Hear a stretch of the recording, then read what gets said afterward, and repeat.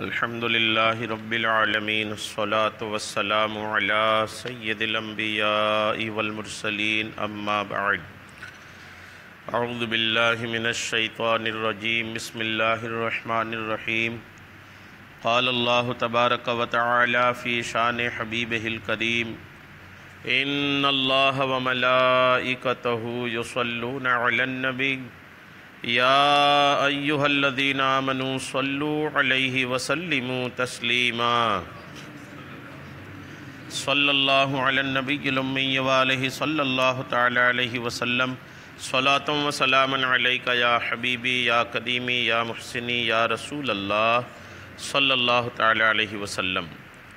حدثنا الحمیدی قال حدثنا سفیان قال حدثنا عبداللہ بن ابی بکر بن عمر بن حزم سمع انس بن مالک یقول قال رسول اللہ صلی اللہ تعالی علیہ وسلم یتبع المیت ثلاثۃ فیرجع اثنان ویبقى معه واحد یتبعہ اہلہ ومالہ وعملہ فیرجع اہلہ ومالہ ویبقى عملہ۔ اللہ تبارک و تعالیٰ کا لاکھ لاکھ شکر و احسان کہ رب کی دی ہوئی توفیق سے ہم اور آپ قرآن پاک کے بعد سب سے معتبر کتاب بخاری شریف کی درس میں حاضر ہیں۔ اللہ تبارک و تعالیٰ آقا کریم علیہ السلام کی حدیثیں سننے سے زیادہ عمل کی توفیق عطا فرمائیں۔ آج کے درس میں بخاری شریف کی کتاب الرقاق کی جو پہلی حدیث پاک ہے یہ حدیث نمبر 6265 ہے۔ یہ حدیث پاک حضرت انس ابن مالک سے روایت ہے۔ وہ کہتے ہیں کہ آقا کریم علیہ السلام نے فرمایا یتبع المیت ثلاثۃ، نبی ارشاد فرماتے ہیں جب میت لے جائی جاتی ہے تو تین چیزیں میت کے ساتھ جاتی ہے، تین چیزیں میت کے ساتھ جاتی ہے۔ فیرجع اثنان، دو چیزیں تو واپس آ جاتی ہیں، ویبقى معه واحد، ایک چیز وہ ہے جو میت کے ساتھ باقی رہ جاتی ہے۔ کیا واپس آتی ہے، کیا باقی رہتی ہے؟ آقا فرماتے ہیں کہ یتبعہ اہلہ ومالہ، میت کا مال اور اس کے گھر والے یہ واپس آ جاتے ہیں قبرستان سے۔ وَعَمَلُ فَيَرْجِعُ أَهْلُهُ وَمَالُهُ، گھر والے اور مال تو واپس آ جاتے ہیں۔ وَيَبْقَى عَمَلُهُ، اور اس کا عمل باقی رہ جاتا ہے۔ یعنی جب قبرستان میت کو لے جایا جاتا ہے تو تین چیزیں ساتھ جاتی ہیں، گھر والے، مال اور عمل، تین چیزیں ساتھ میں جاتی ہیں قبرستان تک، لیکن ان تین میں سے دو قبرستان سے واپس آ جاتی ہیں۔ واپس آنے والے کون ہیں؟ گھر والے اور میت کا مال، اور ساتھ میں کون رہتا ہے قبر میں؟ وہ ہے بندے کا عمل۔ عمل ساتھ جاتا بھی ہے، قبر میں بھی رہتا ہے، اور یہی اچھا عمل برا عمل ہے جو آدمی کو جہنم اور جنت کے دروازے تک لے جائے گا۔ تو یہ تین چیزیں ہیں بہت زیادہ توجہ قابل۔ آقا کریم علیہ السلام کی یہ حدیث پاک ہے کہ قبر میں واقعی میں نہ کوئی گھر والا رکتا ہے۔ پہلے کے دور میں تو 3-4 دن رک جاتے تھے قبر کے پاس لوگ، اور قرآن پاک کی تلاوت وغیرہ کرتے تھے پچھلے زمانوں میں۔ اب تو وہ بھی نہیں ہے، اب تو دفنانے کے بعد جلد بازی ہوتی ہے کہ جلدی سے جاؤ، جلدی سے جاؤ، جلدی سے، یعنی دفنانے کے بعد رکنے کا کام ہی ختم ہو گیا۔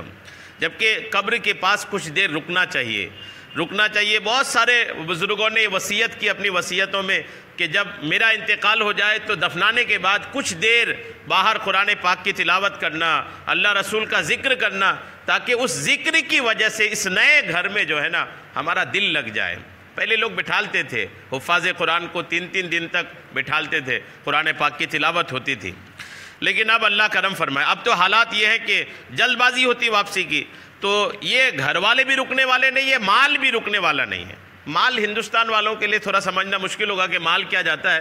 عرب شریف میں کسی کا انتقال ہوتا تھا نا تو اس کے جو مال ہوتے تھے، اونٹ ہوتے تھے، گھوڑے ہوتے تھے، تو ان کو بھی وہ میت کے ساتھ لے کے جاتے تھے، چاہے واپسی میں اس پر سوار ہو کے آنے کے لیے ہو، لیکن ساتھ میں لے کے جاتے تھے، اور پھر واپسی میں جیسا بھی وہ لے کر آ جاتے تھے۔ تو اس کی وجہ سے یہ حدیث پاک آئی کہ آقا نے فرمایا کہ تمہارا مال بھی تو جاتا ہے، اب کوئی مال لے کے نہیں جاتا، سارا مال تو رکھا رہتا ہے، لیکن عرب میں یہ چلتا تھا۔ تو عرب کی چونکہ یہ حالات تھے اس وقت آقا نے یہ حدیث ارشاد فرمائی، تو مال کا بھی فرمایا کہ مال بھی جاتا ہے اور گھر والے بھی جاتے ہیں، یہ دونوں واپس آ جاتے ہیں، اور باقی رہتا ہے صرف عمل۔ بہت توجہ قابل بات ہے۔ کوئی آپ کا بیٹا، کوئی آپ کا چہیتا نہیں رکتا وہاں پر. اگر رکتا کوئی چیز ہے تو وہ آپ کا عمل رکتا ہے. اچھا کیے ہیں تو قبر اچھی ہوگی، برا کیے ہیں تو قبر بری ہوگی. ایک اور حدیث پاک اسی باب کی ہے.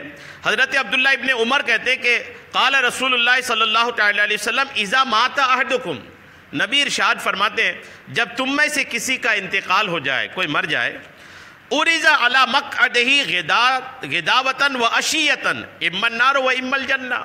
جب کسی کا انتقال ہوتا ہے اور اس کو قبر میں دفنا دیا جاتا ہے تو آقا فرماتے ہیں کہ ہر صبح و شام اس بندے کو اس کا ٹھکانہ قبر میں دکھایا جاتا ہے.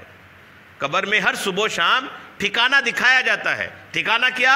اِمَّا النَّارُ او اِمَّا الْجَنَّةُ. یا تو جنت دکھائی جاتی ہے، اگر جنت ٹھکانہ ہے تو جنت دکھائی جاتی ہے، اور اگر جہنم ٹھکانہ ہے تو اس کو قبر میں جہنم کو دکھایا جاتا ہے. یعنی اگر آدمی صحیح عمل والا ہے تو قبر میں روزانہ صبح و شام اپنی جنت کو دیکھتا ہے. جائے گا نہیں لیکن دیکھے گا. اور اگر آدمی برا ہے، بدعمالی کرنے والا ہے، جہنم کا شکار ہونا ہے، تو قبر میں صبح و شام ان کو جہنم دکھائی جاتی ہے. تو جنت دیکھا جانا یہ تو بڑی اچھی بات ہوگی، قبر آسان ہو جائے گی. اس کو دیکھ دیکھ کر کے جنت میں جانا ہے تو قبر آسان ہو جائے گی. لیکن جس کو جہنم دکھائی جائے گی، غور کیجئے کہ قبر ان کے لیے کتنی مشکل ہو جائے گی. ایک تو قبر جیسی تنہائی، پھر اس میں ہر صبح و شام جہنم دکھایا جانا کہ بس انتظار کرو، قیامت آنی ہے، حساب و کتاب کے بعد تمہیں اس جہنم میں ڈال دیا جائے گا. تو کتنی بری حالت ہوگی قبر میں. لہٰذا اپنے اعمال درست کرنی چاہیے، اپنے اعمال کو درست کریں. ایسے اعمال میں کچھ آپ کو پیش کر دیتا ہوں جن اعمال کی وجہ سے قبر میں نفع ہوگا، قبر میں اچھائی ہوگی، قبر بہتر ہوگی. کچھ ایسے اعمال میں آپ کو دے دیتا ہوں، کوشش کیجئے گا کہ اس کو کریں، چونکہ قبر ایک ایسی چیز ہے کہ جو بھلائی نہیں جا سکتی، بھولی جانے والی چیز نہیں ہے. آدمی اپنا گھر نہیں بھولتا جس میں کچھ سال رہنا ہے، قبر میں تو پتہ نہیں ہزاروں سال رہنی ہے، تو آدمی اس کو کیسے بھول سکتا ہے. کامیاب مسلمان وہی ہے جو اپنی قبر کو یاد رکھتا ہے اور قبر کی اچھائی کی تیاری بھی کرتی ہے. سنیں آپ کے کون سے اعمال ہیں جو قبر میں نفع پہنچاتے ہیں. حضرت سیدنا ثابت بنانی رحمۃ اللہ تعالی علیہ فرماتے ہیں جب مومن کو قبر میں رکھا جاتا ہے تو اس کے نیک اعمال اسے گھیر لیتے ہیں. جی یہ شرح الصدور امام جلال الدین سیوطی رحمۃ اللہ تعالی علیہ کی کتاب ہے. اس میں لکھا ہے کہ جیسے میت کو قبر میں رکھا جاتا ہے نا، تو اس کے نیک اعمال، اس کے اچھے کام اس کو قبر میں گھیر لیتے ہیں.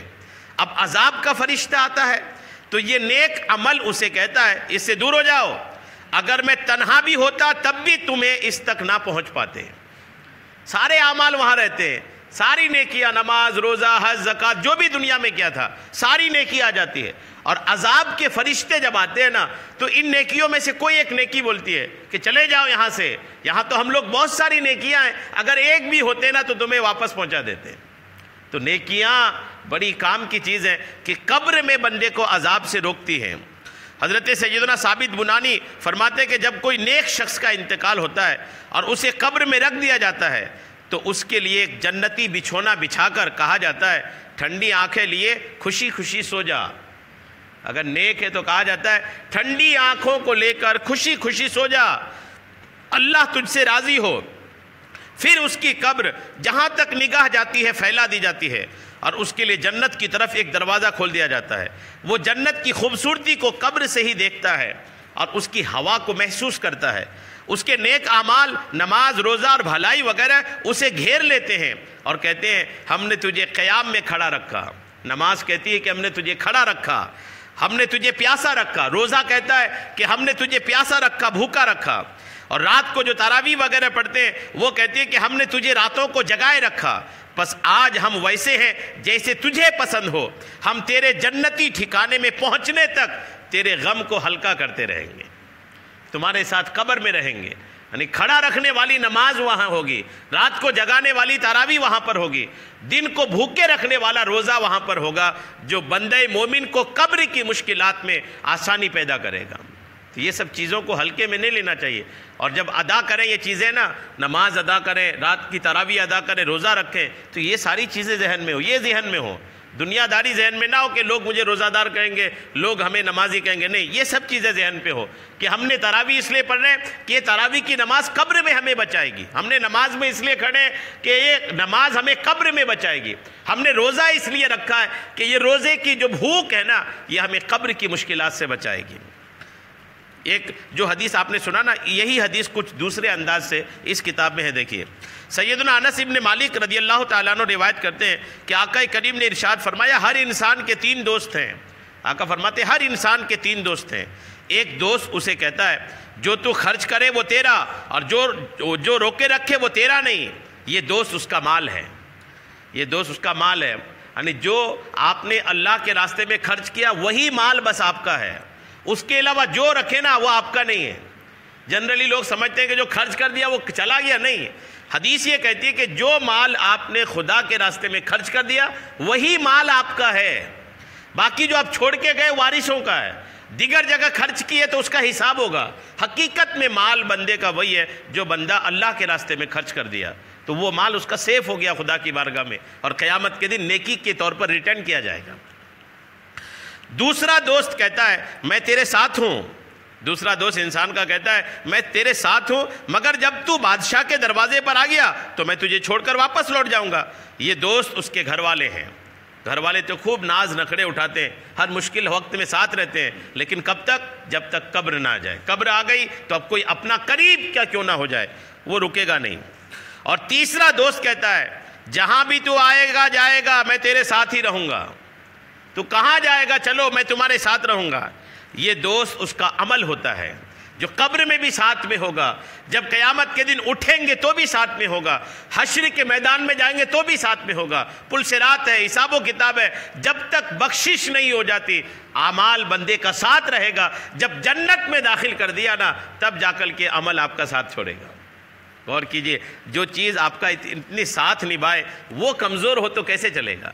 دوست یہ کمزور ساتھی ہے، کمزور ہے، یہ دوست و احباب رشتہ دار یہ کمزور ساتھی ہیں جو قبر تک چھوڑ کے چلے آئیں گے۔ مال یہ تو اور کمزور ہے، یہ بھی چھوڑ کے آ جائے گا۔ اصل دوست جو ہمارا ہے نا وہ ہمارا عمل ہے جو قبر میں بھی ہمارے ساتھ ہوگا، حشر میں بھی ہمارے ساتھ ہوگا۔ بندہ کہے گا تینوں میں تو مجھ پر زیادہ آسان تھا۔ یہ بندہ جو ہے نا جس کو عمل جو جنت میں لے جائے گی نا تو بندہ سوچے گا کہ یار تینوں چیز میں میرے لیے آسان تو عمل کرنا تھا، میں نے یہی نہیں کیا۔ عمل کرنا، نیکی کرنا یہی آسان تھا، دوستوں سے، رشتہ داروں سے، مال سے، ساری چیزوں سے آسان یہی تھا، افسوس کہ میں نے سب سے آسان چیز کو نہیں کیا۔ حضرت سیدنا انس ابن مالک سے روایت ہے کہ آقا کریم علیہ السلام نے ارشاد فرمایا کہ وہی حدیث پاک ہے کہ 3 چیزیں اس کے ساتھ جاتی ہیں۔ حضرت کعب احبار فرماتے ہیں کہ جب نیک بندے کو قبر میں رکھا جاتا ہے، جب کوئی نیک بندہ ہوتا ہے اس کو قبر میں رکھا جاتا ہے تو اس کے اعمال، نماز، روزہ، حج، جہاد، صدقہ وغیرہ اسے گھیر لیتے ہیں۔ اب عذاب کے فرشتے اس کے پاؤں کی طرف سے آتے ہیں تو نماز کہتی ہے پیچھے ہٹ جاؤ، اس تک پہنچنے کے لیے تمہیں کوئی راستہ نہیں ملنے والا۔ نماز میں آدمی کھڑا ہوتا ہے نا تو پیروں کی طرف سے اگر عذاب آئے تو نماز بھگاتی ہے۔ یہ میرے ساتھ اللہ کے لیے قیام کرتا تھا، اب وہ سر کی جانب سے آتے ہیں تو روزہ کہتا ہے یہاں بھی تمہارے لیے کوئی راستہ نہیں۔ اس نے دنیا میں اللہ کے لیے خود کو پیاسا رکھا، بھوکا رکھا تھا، اب وہ دھڑ کی بدن کی طرف سے آتے ہیں تو حج اور جہاد کہتے ہیں اس سے دور ہو جاؤ۔ اس نے اللہ کے لیے حج اور جہاد کر کے اپنی جان کو کمزور کیا اور بدن کو تھکا دیا تھا، تمہارے لیے یہاں کوئی راستہ نہیں۔ اب وہ ہاتھوں کی جانب سے آتے ہیں تو صدقہ کہتا ہے، ہاتھ کی طرف سے عذاب کے فرشتے آتے ہیں تو بندہ اپنے ہاتھوں سے جو صدقہ کیا تھا، اللہ کے راستے میں جو خرچ کیا تھا، صدقہ کہتا ہے میرے ساتھی کی طرف مت بڑھنا، اس نے ان ہاتھوں سے اللہ کی رضا کے لیے بہت صدقہ کیا ہے، لہٰذا تمہارے لیے یہاں کوئی راستہ نہیں ہے۔ پھر اس مرنے والے سے کہا جاتا ہے تجھے مبارک ہو، زندگی و موت دونوں میں پاکیزہ رہا۔ اب رحمت کے فرشتے اس کے پاس آتے ہیں اور اس کے لیے جنتی بستر قبر میں لگاتے ہیں، قبر کو جہاں تک نگاہ جاتی ہے پھیلا دی جاتی ہے اور جنتی چراغ اس کے قبر میں روشن کر دی جاتی ہے، جس کی روشنی اس کی قبر میں قیامت تک رہے گی۔ غور کیجئے، اب بھی لوگ عمل نہیں کریں گے، ایسی باتیں سن کر کے بھی اگر لوگ عمل نہیں کریں تو کب کریں گے عمل؟ حضرت سیدنا یزید بن ابو منصور فرماتے ہیں ایک گنہگار شخص کثرت سے قرآن مجید کی تلاوت کرتا تھا بندہ گنہگار لیکن قرآن پاک کی تلاوت بہت کرتا تھا۔ جب اس کی موت کا وقت قریب آیا تو عذاب کے فرشتے اس کی روح لینے کے لیے آئے. عذاب کے فرشتے آئے کہ ان کی روح کو لے کے جائیں. قرآن پاک نکل کر سامنے آ گیا. قرآن پاک، عذاب کے فرشتے جب آئے نا تو قرآن پاک نکل کر سامنے آ گیا اور کہنے لگا اے میرے رب مجھے اسی میں رہنے دے جس میں تو نے مجھے ٹھہرایا تھا. اللہ ارشاد فرمایا تھا قرآن کے لیے اس کا مسکن، اس کی جگہ چھوڑ دو، یعنی اس بندے کو چھوڑ دو، اس کے بدن میں قرآن ہے، اس کو عذاب کے لیے نہ لے جاؤ. غور کیجئے قرآن کے یعنی ٹاپک کیا ہے کہ ایسی چیزیں جو بندے کو قبر کے عذاب سے بچاتا ہے، تو اس میں ایک ہے قرآن کی تلاوت بھی. گنہگار بندہ تھا، گنہگار تھا، اتنا گنہگار تھا کہ عذاب کے فرشتے آ گئے، لیکن قرآن نکل کر سامنے آ گیا. مولا میں اس کے سینے میں ہوں، تو اس بدن کو عذاب دے گا؟ مولا یہ بندہ بار بار اپنی زبان سے پڑھتا تھا مجھے، تو اس کو عذاب دے گا؟ تو اللہ کریم کا جواب آتا ہے میرے بندے کو چھوڑ دو کہ اس کے سینے میں میرا قرآن ہے. غور کیجیے. حضرت سیدنا عمر بن مرہ رحمۃ اللہ تعالیٰ علیہ فرماتے ہیں جب انسان کو قبر میں رکھا جاتا ہے تو اس کی بائیں جانب سے عذاب کا فرشتہ آتا ہے. قرآن پاک اس کے سامنے آ کر اسے روکتا ہے تو فرشتہ کہتا ہے میرا تیرا کوئی معاملہ نہیں ہے، خدا کی قسم یہ تو تجھ پر عمل نہیں کرتا تھا. قرآن مجید جب روکتا ہے تو عذاب کے فرشتے کہتے ہیں کہ ہم تمہارے ساتھ جھگڑا کرنے نہیں آئے، ہم اس آدمی کے پاس آئے ہیں اور یہ تم پر عمل بھی نہیں کرتا تھا. قرآن کو وہ فرشتہ کہتا ہے. تو قرآن مجید کہتا ہے کیا میں اس کے سینے میں موجود نہیں تھا؟ اگرچہ عمل نہیں کرتا تھا لیکن میں اس کے سینے میں تو تھا. بالآخر قرآن کریم اس میت کو نجات دلا کر وہی چھوڑتا ہے، عذاب کے فرشتے وہاں سے چلے جاتے ہیں. قرآن سینے میں کب رہے گا؟ جب یاد کیجئے گا نا. قرآن سینے میں صرف وہی نہیں رکھتا جو پورے قرآن پاک کا حافظ ہوتا ہے، کچھ تو قرآن پاک یاد رہے، اور جتنا یاد ہے اس پر اور کوشش کرے. دنیا کی کس کس کام کے لیے آپ کوشش نہیں کرتے؟ قرآن پاک کی 3-4 سورت یاد ہو گئی سوچتے کہ ہو گیا انتظام، نماز تو ہو رہی ہے، اتنا ہی کیوں؟ اس کو بڑھائیں، کوشش کریں اس پر اور یاد کرنے کی. جتنا زیادہ قرآن آپ کے سینے میں ہوگا قیامت کے دن آپ کا سینہ اتنا ہی محفوظ رہے گا. بڑھانے کی کوشش کریں. ہمارے یہاں عموماً لوگ جو 1-2 سورت 4-5 سورتیں یاد ہو جاتی ہیں تو آدمی سمجھتا ہو تو رہی ہے نماز، پڑھ تو لیتے ہیں نماز، صرف نماز ہی کے لیے. قرآن استعمال تو نہیں ہے، قرآن استعمال کی چیز نہیں ہے، قرآن عمل کی چیز ہے، برکتیں حاصل کرنے کی چیز ہے. آدمی جتنی زیادہ اس کو اپنے سینے پہ محفوظ کرے گا اتنی ہی آخرت میں اس کے ساتھ بھلائی کا معاملہ ہوگا. حضرت سیدنا ابو منہال رحمۃ اللہ علیہ فرماتے ہیں کثرت سے استغفار پڑھ کر بندے کو قبر میں کوئی بھی ساتھی محبوب نہیں ہوتا. کثرت سے استغفار سے بڑھ کر، کثرت سے استغفار، کثرت مطلب بہت زیادہ استغفار استغفر اللہ ربی من کل ذنب و اتوب الیہ. اگر یہ عربی نہیں آتی تو توبہ کرے، اللہ مجھے معاف کر دے، اللہ مجھے معاف کر دے. اپنی زبان بھی بول سکتا ہے. تو آدمی اگر معافی طلب کرتا ہے اللہ کی بارگاہ میں، توبہ کرتا ہے، کثرت سے استغفار کرتا ہے، تو یہ بزرگ فرماتے ہیں کہ آدمی کا قبر میں محبوب چیز استغفار سے زیادہ کوئی چیز نہیں ہے. آدمی استغفار کرے، اللہ کی بارگاہ میں مغفرت طلب کرے، اس سے بہتر قبر کا کوئی ساتھی نہیں ہے. قبر کا ساتھی جو ہے نا وہ استغفار ہے. تو ایک معمول بنائیں. آقا کریم کی حیات میں آقا فرماتے ہیں میں روزانہ 70 مرتبہ سے زیادہ توبہ کرتا ہوں، استغفار کرتا ہوں. آقا کو کس چیز کی ضرورت تھی توبہ کی؟ آقا تو گناہوں سے معصوم و پاک شخصیت ہیں، پھر بھی آقا استغفار کر رہے ہیں امت کو سکھانے کے لیے کہ جب بغیر گناہ کے میں استغفار کر سکتا ہوں، میری امت تم تو گناہوں میں پڑی رہتی ہو، توبہ کریں. توبہ بہت مشکل ہو گیا ہے لوگوں کے لیے. آپ خود غور کریں، میں خود غور کرتا ہوں کتنے بار توبہ کیے ہوں گے، کتنے بار. کون سا توبہ؟ وہ نہیں کہ توبہ نہیں، اسپیشل آدمی اہتمام کرے، بیٹھے مصلی بچھائے، مصلی نہیں بچھائے تو مسجد آئے، بیٹھے خدا کو یاد کرے، اپنی گناہ پر خود کو شرمندگی کا احساس کرائے کہ تو نے غلط کیا ہے، خود کو بولے تو نے غلط کیا ہے، پھر خدا کی بارگاہ میں عرض کرے مولا مجھے غلطی ہو گئی. یہ توبہ بولتے ہیں، اس کو استغفار بولتے ہیں. اس طرح کا استغفار جب بندہ کثرت سے کرتا ہے نا تو گناہوں سے دور آ کر نیکیوں کی طرف آنے لگتا ہے. حضرت سیدنا ابو ہریرہ رضی اللہ تعالیٰ عنہ سے روایت ہے کہ آقا کریم نے ارشاد فرمایا جب آدمی مر جاتا ہے تو اس کا عمل ختم ہو جاتا ہے. عمل کی اہمیت دیکھیں، جب آدمی مرتا ہے تو اس کا عمل ختم ہو جاتا ہے سوائے ان 3 اعمال کے. 3 ایسے عمل ہیں جو آدمی کے مرنے کے بعد بھی جاری رہتا ہے. ایک صدقہ جاریہ، کچھ ایسا کام کرا کریں جو کنٹینیو ہو. جیسے مسجد بنائی تو اب مسجد میں جتنے کے پیسے لگے جب تک یہ مسجد رہے گی تب تک ثواب ملتا رہے گا. جب بھی آپ اپنے مرحوموں کے لیے کرنے کی کوشش کریں نا، کچھ ایسا کریں کہ جو باقی رہے. یہ نہیں کہ ہوا اور ختم ہو گیا. جیسے عموماً ہمارے یہاں تیجا 40واں وغیرہ میں کھانا کھلانے کا بہت رواج ہے. اب تو لوگ 40ویں کو بھی پارٹی کا روپ دے دیے ہیں. عورتیں بھی سج دج کر کے آتی ہیں, مرد بھی سج دج کر آتے ہیں, یہاں وہاں کے امیر کبیر رشتہ دار ہوتے ہیں اور پھر وہ کھانا ہوتا ہے. یہ 40ویں کا یہ مطلب نہیں ہے, برسی کا یہ مطلب نہیں ہے. 40واں برسی وغیرہ جو کچھ بھی ہوتا ہے یہ مرحوم کو ایصال ثواب کے لیے ہوتا ہے. ایصال ثواب جب آپ کریں نا تو آپ کو یہ چننا چاہیے کہ ہم نے پیسہ خرچ کرنا ہی ہے. 40,000 روپے آپ نے ایک بجٹ بنایا آپ نے کہ مجھے اتنا پیسہ والد صاحب کے یا والدہ کے 40ویں میں خرچ کرنا ہے. اب وہ 40,000 روپے آپ نے جمع کرے, ایک نے بجٹ بنائی, بجٹ جمع کیا, اس کے بعد کچھ مشورہ کرے لوگوں سے کہ مجھے خرچ اتنا تو کرنا ہے لیکن کہاں کروں کہ میرے گھر والوں کو ثواب زیادہ ملے, ثواب زیادہ ملے, کیا کروں ایسا. تو جو جاننے والے ہیں ان سے پوچھیں, رابطہ کریں, پھر آپ کو مشورہ دیا جائے کہ آپ یہ کر لو تاکہ اس میں آپ کے گھر والے کو, آپ کے مرحوم کو زیادہ ثواب ملے. تو زیادہ ثواب کی کوشش کرنی چاہیے. زیادہ ثواب کہاں ملے گا؟ کام ایسا کریں جو باقی رہیں. دعوت ہوئی, آئے, کھانا کھا کے چلے گئے. میں نہیں کہتا کہ کھانا کھلانے سے ثواب نہیں ملتا, ثواب ملتا ہے لیکن وہ کنٹینیو نہیں ہوا نا. کوئی ایسا کام کرے کہ جو کنٹینیو جاری رہے. جی ہاں, اور جو آپ کھانے کھلانے کا ہے تو اس میں غریبوں کو بلائیں, پریشان حال لوگوں کو بلائیں, ایسے لوگوں کو بلائیں جن کو کھانے کی حاجت ہے. ایسا نہیں کہ جن کے گھر میں کھانا پھکتا ہے آپ اس کو لا کر کے دعوت کر رہے ہیں, تو کیا مطلب اس کھانے کا؟ اس کے گھر میں تو کھانا پھکتا ہے, پلیٹ میں کھانا چھوڑتے ہیں, رات کو کھانا بچ جاتا ہے, صبح پھینک دیتے ہیں لے جا کے. ایسے لوگوں کی دعوت کا کیا مطلب؟ دعوت اس کی کریں کہ جس کے گھر میں کھانا کھاتے کھاتے کھانا گھٹ جاتا ہے, امی کم کھا لیتی ہے, بچے کم کھا لیتے ہیں. ایسے گھر والوں کو دعوت کریں تاکہ لگے کہ نہیں یار الحمدللہ آج یہ پیٹ بھر کر کے آپ کے گھر میں کھا رہے ہیں. دیکھو ایصال ثواب جو میت کا کھانا ہے اس کو شریعت امیروں کو منع کرتی ہے. میت کا کھانا صرف تیجے تک کہلاتا ہے اور اس کے بعد جو کھانا ہوتا ہے ایصال ثواب کا ہوتا ہے.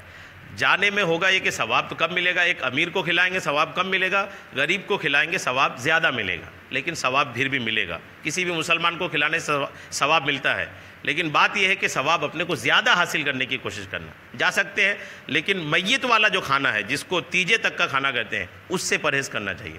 شریعت نے میت کے کھانے کی منع کیا ہے امیر لوگوں کو, اور وہ تیجے تک کا کھانا, جس دن میت ہوئی اس دن کا کھانا بھی پرہیز کرنا چاہیے. تیجے تک کے کھانے سے پرہیز, بہت زیادہ پرہیز کرنی چاہیے. لیکن عموماً ہوتا کیا ہے کہ اسی دن زیادہ کھا لیتے ہیں. اس میں ہونا یہ چاہیے جو چلتا ہے الحمدللہ کہ لوگ جس دن میت ہوتی ہے آس پڑوس کے لوگ کھانا بھیجتے ہیں تو وہ باہر کے لوگ کھا سکتے ہیں, لیکن جو علاقے کے لوگ ہیں, محلے کے لوگ ہیں نا, ان کو بہت زیادہ بچنا چاہیے. محلے کے لوگ بھی کئی بار کھا لیتے ہیں, ان کو نہیں کھانا چاہیے. جو باہر کے لوگ ہیں بیچارے دور دراز سے آئے تو وہ کہیں تو کھائیں گے تو یہیں کھا لے رہے ہیں, لیکن شہر کے لوگ, آس پڑوس کے لوگ, ان کو نہیں کھانی چاہیے. اور میت والے گھر میں یوں پہنچانا بھی نہیں چاہیے, پہنچانا بھی چاہیے. تو 10واں 20واں 40واں برسی جو ہے اس میں کھانا کھا تو سکتا ہے ایک امیر آدمی, لیکن وہ بات نہیں رہے گی جو ایک غریب کھائے گا, ثواب کم ملے گا. تو موت اچھا عرض کیا کر رہا تھا کہ صدقہ جاریہ ہے نا, کام ایسا کرنی چاہیے. اس میں مجھے جو لگتا ہے نا کہ مسجد ہے, مدرسہ ہے, کتاب بھی بہت زبردست چیز ہے, لیکن دیں اس کو جو پڑھتا ہے. جیسے ایک کتاب ہے, یہ کتاب مان لیجئے کہ یہ کسی نے ایصال ثواب کرا, اب اس کتاب سے میں نے آپ کو سنایا, ٹھیک ہے, اب آپ میں سے جتنے لوگ عمل کیے, سنے, ثواب یہ مرحوم کو پہنچتا جا رہا ہے. اب میں اس کو ایک بار ہی تھوڑی پڑھوں گا, برسہ برس تک کتابیں رہتی ہے, لوگ پڑھتے ہیں اور پھر اس کو دوسروں تک پہنچاتے ہیں. ایک زبردست ثواب جاریہ کا کام ہے. علماء کرام کو کتاب دیں, مدرسوں میں لے جا کے کتابیں دے دیں. مدرسے میں جو کلاسز ہوتے ہیں وہاں پتہ کر لیں کہ آپ کے یہاں جو کلاسز کی کتابیں, ہم کو لسٹ دے دیجئے, ہم آپ کو لا کے دے رہے ہیں کہ کون سی کلاس کی کتاب آپ کے پاس نہیں ہے. تو وہ مدرسے میں جب تک وہ بچے کتابیں پڑھتے رہیں گے الحمدللہ مرحوم کو ثواب ملتا رہے گا. زبردست کام ہے کہ جی ہاں اللہ کرم فرمائے. جس وقت جس چیز کی ضرورت ہونا وہ کرنی چاہیے. جیسے ایک صحابی حضور کے پاس آئے, یا رسول اللہ میری والدہ کا انتقال ہو گیا, اور جب انتقال ہوا میں نہیں تھا اس وقت, اور میں اگر رہتا تو میری والدہ ہو سکتا ہے مجھے ایصال ثواب کا کہتی, کیا کروں میں؟ تو آقا نے فرمایا کنواں کھدوا دو. مدینہ پاک میں پانی کی کمی تھی تو آقا نے فرمایا کنواں کھدوا دو. بیر ام سعد آج بھی وہ کنواں موجود ہے جو صحابی کو حضور نے کھدوانے کے لیے کہا تھا. تو جس چیز کی ضرورت ہونا وہ چیز کرنی چاہیے. جہاں جس چیز کی ضرورت ہے جب اس کو آدمی کرتا ہے نا تو الحمدللہ اس کا ثواب زیادہ ملتا ہے.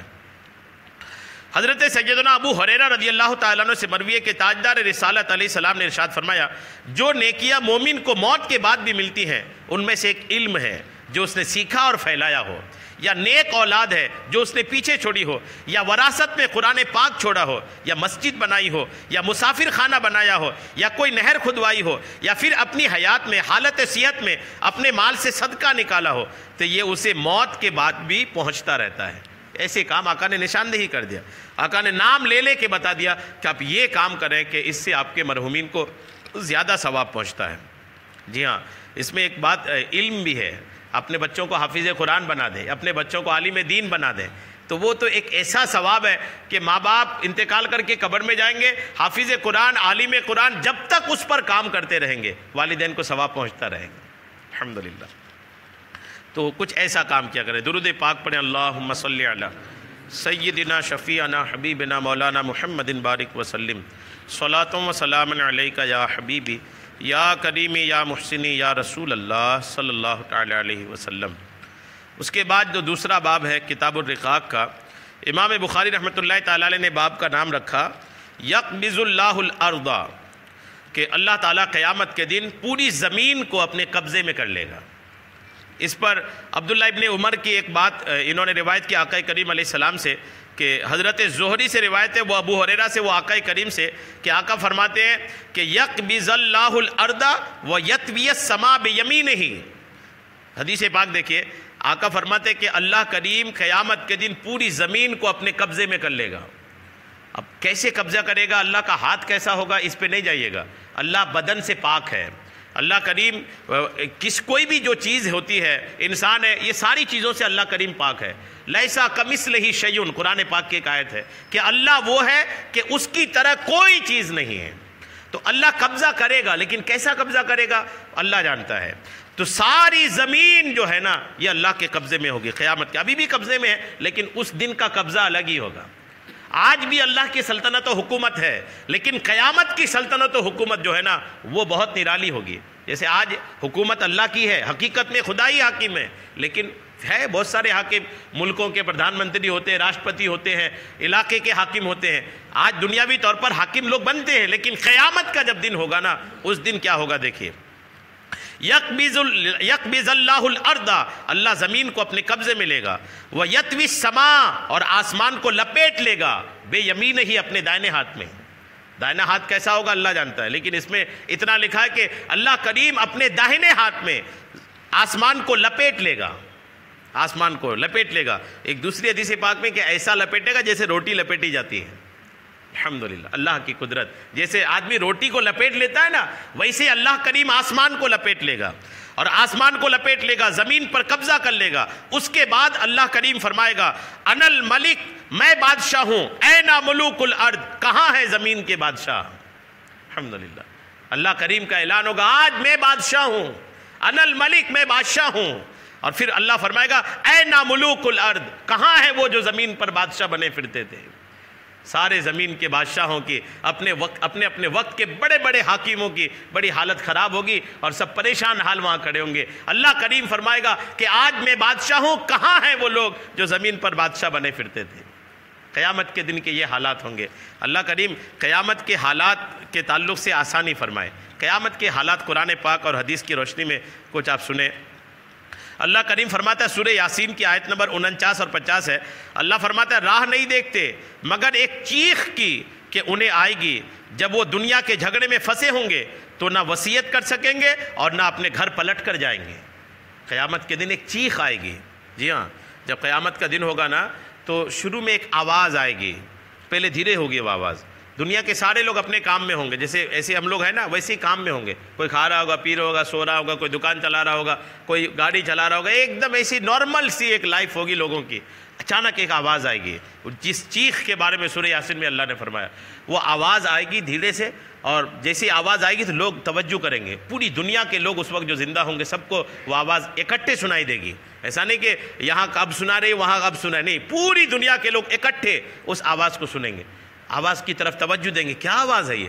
وہ آواز دھیرے دھیرے بڑھے گی، اتنی تیز ہوگی وہ آواز کہ لوگوں کے کان پھاڑ رہے ہوں گے۔ آواز دراصل وہ آواز قیامت کی ایک طریقے سے بگل ہوگا، قیامت کی آمد کی خبر ہوگی کہ بس آ گئی اب قیامت ہے۔ یعنی جب وہ آواز آئے گی، جب وہ دنیا کے جھگڑے میں پھنسے ہوں گے تو نہ وصیت کر سکیں گے اور نہ اپنے گھر پلٹ کر جائیں گے، جو جہاں ہیں وہیں پر مر جائیں گے۔ اور ایک اور مقام پر سورہ آراف میں اللہ نے فرمایا تم پر نہ آئے گی مگر اچانک۔ قیامت جب آئے گی نا وہ اچانک آئے گی، بالکل اچانک آئے گی۔ علامتیں تو آ جائیں گی، لیکن جس دن قیامت آئے گی نا کوئی بندہ نہیں سوچا ہوگا کہ آج قیامت آئے گی، اور آ چکی ہے۔ حضرت سیدنا عبداللہ ابن عمر نے فرمایا لوگ راستوں بازاروں اور اپنی بیٹھکوں میں ہوں گے، حتیٰ کہ دو شخص کے درمیان کپڑا پھیلا ہوگا، وہ آپس میں بھاؤ طے کر رہے ہوں گے، یعنی دکان میں دکاندار کپڑا دکھا رہا ہوگا اور جو خریدار ہے وہ لے رہا ہوگا، بھاؤ طے کر رہے ہوں گے، اور ان میں سے ایک کپڑا لٹکایا ہی ہوگا کہ سور پھونکا جائے گا۔ وہ جو آواز آئے گی نا، وہ سور پھونکنے کی آواز آئے گی جس سے لوگ مر جائیں گے۔ فرماتے ہیں اللہ کریم قرآن پاک کی سورہ یاسین کی آیت نمبر 49-50 میں یہی کہ راہ نہیں دیکھتے مگر ایک چیخ کی کہ انہیں آئے گی جب وہ دنیا کے جھگڑے میں پھنسے ہوں گے تو نہ وصیت کر سکیں گے اور نہ اپنا گھر پلٹ کر جا سکیں گے۔ حضرت سیدنا ابو ہریرہ رضی اللہ تعالیٰ عنہ اس آیت کی تفسیر کرتے ہوئے فرماتے ہیں لوگ بازاروں میں خرید و فروخت کر رہے ہوں گے، کپڑا ناپ رہے ہوں گے، اونٹنی کا دودھ دھو رہے ہوں گے اور اپنے کاموں میں مگن ہوں گے کہ قیامت قائم ہو جائے گی، نہ وصیت کر سکیں گے اور نہ اپنے گھر پلٹ کر جا سکیں گے۔ حضرت سیدنا زبیر بن عوام نے فرمایا کوئی شخص کپڑے کی پیمائش کر رہا ہوگا اور کوئی اونٹنی کا دودھ دھو رہا ہوگا کہ اچانک قیامت آ جائے گی۔ اللہ کرم فرمائے، اللہ کرم فرمائے۔ حضرت سیدنا عبداللہ ابن عمر رضی اللہ تعالیٰ عنہ سے روایت ہے کہ رسول اکرم علیہ السلام نے ارشاد فرمایا میری امت میں دجال نکلے گا اور 40 دن تک رہے گا۔ راوی کہتے ہیں معلوم نہیں کہ 40 دن فرمایا یا 40 مہینے یا 40 سال۔ پھر اللہ کریم حضرت عیسیٰ ابن مریم کو بھیجے گا، وہ عروہ ابن مسعود کی طرح لگتے ہوں گے۔ الحمدللہ، عروہ ابن مسعود ایک صحابی ہے حضور کے۔ آقا نے فرمایا کہ جو عیسیٰ علیہ السلام آئیں گے نا وہ عروہ ابن مسعود کی طرح دکھ رہے ہوں گے، شکل ان کی کچھ ملتی جلتی ہوگی۔ حضرت عیسیٰ علیہ السلام دجال کو تلاش کر کے ہلاک کر دیں گے، پھر آپ 7 سال تک لوگوں کے درمیان رہیں گے۔ ان عرصہ میں 2 لوگوں کے درمیان کوئی دشمنی نہ ہوگی۔ پھر ملک شام کی جانب سے ایک ٹھنڈی ہوا اللہ کریم بھیجے گا، روئے زمین پر جس شخص کے دل میں ذرہ برابر بھی ایمان ہوگا وہ ہوا اس کی روح کو قبض کر لے گی، یہاں تک کہ تم میں سے اگر کوئی کسی پہاڑ کی کھو میں گھسا ہوگا تو وہاں بھی اس کے پاس پہنچ کر وہ ہوا اس کی روح قبض کر لے گی۔ پھر بدترین لوگ دنیا میں باقی رہ جائیں گے جو پرندوں کی طرح جلد باز اور درندہ صفت ہوں گے، وہ اچھائی کو اچھا جانیں گے نہ برائی کو برا سمجھیں گے۔ پس شیطان کوئی روپ دھا کر ان کے پاس آئے گا اور کہے گا کیا تم میری بات نہیں مانو گے؟ وہ کہیں گے تو ہمیں کس بات کا حکم دیتا ہے؟ شیطان انہیں بت پرستی کا حکم دے گا تو وہ بت پرستی میں لگ جائیں گے، ان پر رزق کی فراوانی ہو جائے گی اور زندگی عیش و عشرت میں گزر رہی ہوگی کہ سور پھونک دیا جائے گا۔ جب عیسیٰ علیہ السلام آئیں گے نا تو عیسیٰ علیہ السلام کے آنے کے بعد پوری روئے زمین پر صرف اسلام ہوگا، صرف اسلام، اس کے علاوہ کسی مذہب کا کوئی ماننے والا نہ بچے گا۔ پھر عیسیٰ علیہ السلام کا جب انتقال ہوگا، عیسیٰ علیہ السلام کے انتقال کے بعد پھر ایک ٹھنڈی ہوا پہنچے گی اللہ کی طرف سے، ملک شام کی طرف سے آئے گی اور وہ ہوا ہر مومن تک پہنچے گی، صرف مومن تک، اور جس مومن تک وہ ہوا پہنچے گی وہ مومن انتقال کر جائیں گے۔ پھر روئے زمین پر صرف اور صرف اہل کفر بچیں گے، ایک بھی صاحب ایمان نہیں بچے گا، جی ایک بھی ایمان والا نہیں بچے گا۔ پھر ان بے ایمانوں پر قیامت آئے گی۔ جی ہاں، اللہ کریم قیامت کی ہولناکیوں سے بچائے۔ درود پاک پڑھی اللہم صلی علی سیدنا شفیعنا حبیبنا مولانا محمد بارک وسلم صلاۃ و سلام علیک یا رسول اللہ صلی اللہ تعالی علیہ وسلم۔ آخری حدیث پاک آج کے درس کی چند منٹ میں سنیں۔ حضرت ابن عباس کہتے ہیں کہ میں نے آقا کریم علیہ السلام سے سنا یخطب علی المنبر، ممبر پر تقریر کرتے ہوئے، یقول آقا نے فرمایا انکم ملاق اللہ حفاتن و عراتن و عزلن۔ یہ 3 چیزیں یہ آپ نے پچھلے درسوں میں سنا تھا، لیکن ایک نئی بات اس حدیث پاک میں، اس لیے میں نے اس کو کوٹ کیا ہے۔ آقا کریم فرماتے تم قیامت کے دن ننگے پیر، ننگے بدن اور بغیر ختنہ کے آؤ گے، یعنی ننگے پیر بھی ہوں گے، ننگے بدن بھی ہوں گے اور غیر مختون ہوں گے، یعنی کل ملا کے یہ کہ آدمی جیسا پیدا ہوا تھا نا قیامت کے دن ویسے ہی اٹھے گا، بالکل ویسے ہی۔ پچھلے جب یہ حدیث پاک ایک اور پہلے آئی تھی تو میں نے اس میں آپ کو عرض کیا تھا پوری احادیث پاک کے ڈیٹیل کے ساتھ کہ لوگ قیامت کے میدان میں ننگے بدن ہوں گے، کوئی کسی کو دیکھے گا، ایسی کسی کے پاس نوبت نہیں ہوگی، کسی کے پاس اتنا موقع نہیں ہوگا اور اتنی ہمت نہیں ہوگی۔ قیامت کے دن آپ نے اس بیان میں نے یہ بھی عرض کیا تھا کہ سارے لوگ ننگے نہیں ہوں گے، انبیاء کرام، اولیاء کرام، صحابہ کرام، اللہ کے جو نیک اور محبوب بندے ہوں گے وہ اپنی کفن کے ساتھ آئیں گے۔ پھر کفن کے ساتھ آنے کے بعد میدان قیامت میں کچھ لوگ ایسے ہوں گے جن کو اللہ کی طرف سے عزت کا لباس پہنایا جائے گا، الحمدللہ یہ ایک نئی کوٹ میں آپ کو عرض کرتا ہوں کہ قیامت کے میدان میں بہت سارے ایسے لوگ ہوں گے جن کو اللہ کریم عزت کا لباس پہنائے گا. کس کو پہنائے گا؟ دیکھیے آئیں گے تو سب بنا کپڑے کے, لیکن اللہ کریم پھر سب کو لباس پہنائے گا. بخاری و مسلم کی حدیث میں گزر چکا کہ قیامت کے دن سب سے پہلے جنہیں لباس پہنایا جائے گا وہ حضرت ابراہیم علیہ السلام ہوں گے. یہ لباس میں تو اپنے کفن میں تو ہوں گے, لیکن اس کے بعد سب سے پہلے ان کو ایک جنتی لباس پہنایا جائے گا. جی ہاں, بروز قیامت سب سے پہلے ابراہیم علیہ السلام کو لباس پہنایا جائے گا. آپ پر 2 قبطی چادریں ہوں گی. پھر رسول کریم علیہ السلام کو دھاری دار یمنی چادر پہنائی جائے گی اور آپ اللہ کی عرش کی داہنی جانب ہوں گے. قیامت کے دن حضور علیہ السلام کو بھی کہاں کی یمن کی دھاری دار چادر جو ہوتی ہے نا, وہ آقا کریم کو پہنائی جائے گی, اور اس وقت پہنا کر کے آقا کریم کو کہاں کھڑا کیا جائے گا؟ اللہ کے عرش کے دائیں طرف. حضرت سیدنا عبداللہ ابن مسعود کہتے ہیں حضرت ابراہیم علیہ السلام کو لباس پہنایا جائے گا. اللہ پاک ارشاد فرمائے گا میرے خلیل کو لباس پہناؤ. چنانچہ 2 سفید چادریں لا کر انہیں پہنائے جائیں گی. پھر وہ عرش کے سامنے بیٹھ جائیں گے. پھر آقا فرماتے میری پوشاک لائی جائے گی جسے میں پہنوں گا, اور عرش کی داہنے جانب ایسے مقام پر کھڑا ہوں گا جہاں میرے سوا کوئی دوسرا کھڑا نہ ہوگا, یہاں تک کہ سب اگلے پچھلے مجھ پر رشک کریں گے. آقا کو دیکھ کر رشک کریں گے کہ الحمدللہ آقا کریم کو یہ مقام ملا ہے. تو سب سے پہلے حضرت ابراہیم علیہ السلام کو, اس کے بعد پھر آقا کریم علیہ السلام کو لباس پہنایا جائے گا. اچھا, اس سے یہاں کوئی یہ نہ سمجھ لے کہ آقا کریم سے پہلے حضرت ابراہیم علیہ السلام کو پہنایا گیا, کہیں ابراہیم علیہ السلام کا مقام حضور سے بلند تو نہیں ہے. سنیں اس کی وضاحت. حضرت سیدنا علامہ قرطبی فرماتے ہیں کہ حضرت ابراہیم علیہ السلام کی عظیم فضیلت اور خصوصیت ہے, جیسا کہ موسیٰ کو اس فضیلت کے ساتھ خاص کیا گیا کہ رحمت عالم صلی اللہ تعالیٰ علیہ وسلم آپ کو عرش کی پائے کے پاس پائیں گے, حالانکہ سب سے پہلے جس کے اوپر سے زمین کھلے گی وہ آقا کریم ہوں گے. ابراہیم علیہ السلام اور سیدنا موسیٰ علیہ السلام کی ان خصوصیات سے ان حضرات کا حضور سے افضل ہونا یہ لازم نہیں آتا, بلکہ آپ علیہ السلام قیامت میں آنے والے تمام افراد سے افضل ہوں گے. ابراہیم علیہ السلام کو سب سے پہلے لباس پہنانے میں حکمت کیا ہے, کیوں پہنائیں گے؟ وجہ یہ ہے کہ جب ابراہیم علیہ السلام کو آگ میں ڈالا گیا تھا, نمرود نے جب ان کو آگ میں ڈالا تھا, اس وقت آپ کے بدن سے اس بدبخت نے کپڑے اتار لیے تھے, اور آپ پر یہ آزمائش اللہ پاک کی خاطر آئی تھی. آپ نے اس پر صبر کیا اور ثواب کی امید رکھی, تو آپ کو اس کی جزا کے طور پر, ثواب کے طور پر یہ دیا جائے گا کہ قیامت کے دن سب سے پہلے انہی کو لباس پہنایا جائے گا. وہ جو نمرود نے آگ میں ڈالا تھا نا, اس کی وجہ سے. اور دیکھیں حضرت سیدنا جابر رضی اللہ تعالیٰ عنہ بیان کرتے ہیں کہ سب سے پہلے جنتی حلہ ابراہیم علیہ السلام کو پہنایا جائے گا, پھر آقا کریم کو, پھر دوسرے رسولوں کو, ان کے بعد مؤذنوں کو. ان کے بعد کس کو؟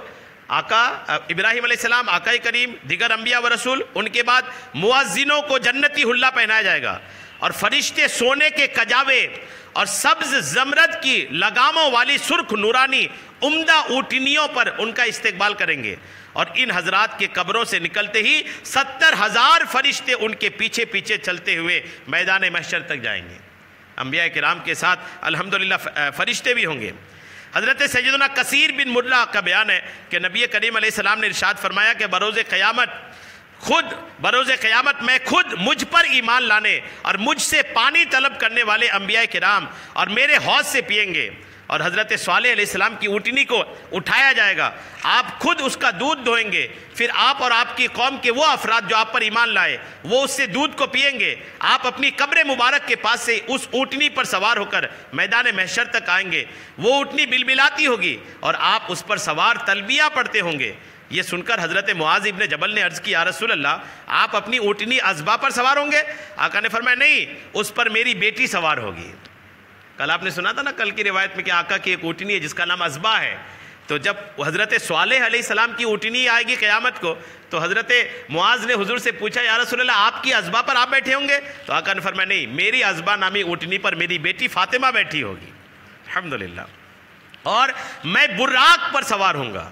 آقا فرماتے ہیں میں براق پر سوار ہوں گا, جو اس روز سب انبیاء میں سے خاص مجھے کو عطا ہوگا.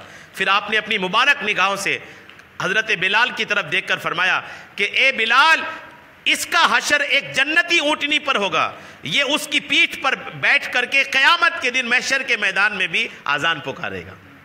حضرت بلال محشر کے میدان میں جنتی اونٹنی پر بیٹھ کر کے آذان پکاریں گے.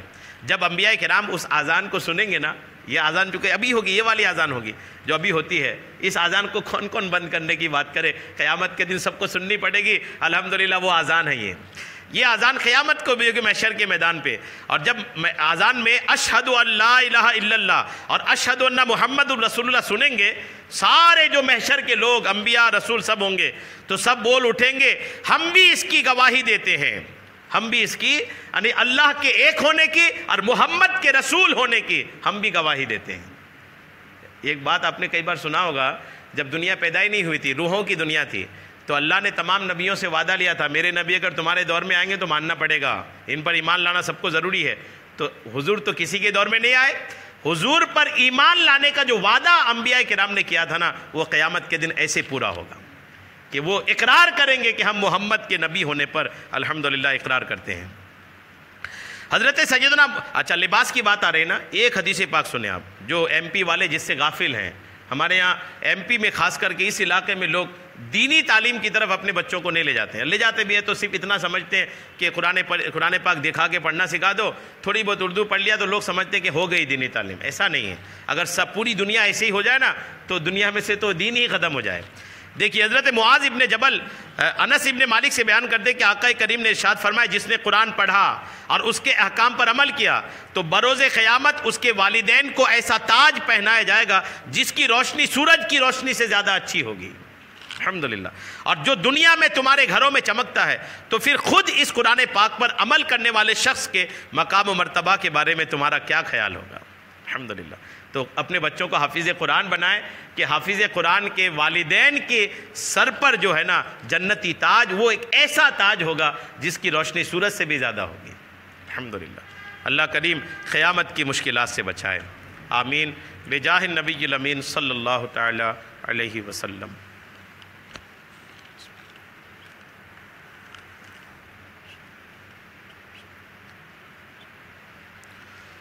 قال اللہ تبارک و تعالی فی شان حبیبہ الکریم ان اللہ وملائکتہ یصلون علی النبی یا ایہا الذین آمنوا صلوا علیہ وسلموا تسلیما. صلی اللہ علی النبی الامی وآلہ صلی اللہ تعالی علیہ وسلم. صلاۃ و سلام علیک یا رسول اللہ. سبحان ربک رب العزۃ عما یصفون وسلام علی المرسلین والحمد للہ رب العالمین بحق لا الہ